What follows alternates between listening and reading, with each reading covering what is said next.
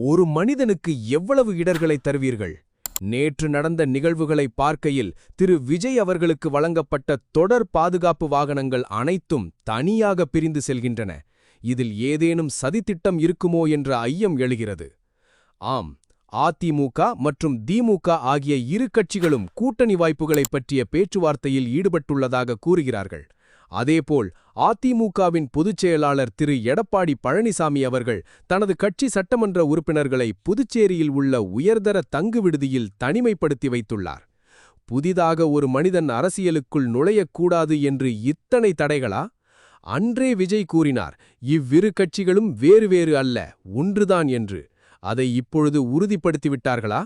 கடைசி வரை நீங்களே சூறையாடி தமிழகத்தை சீரழிக்க வேண்டுமா?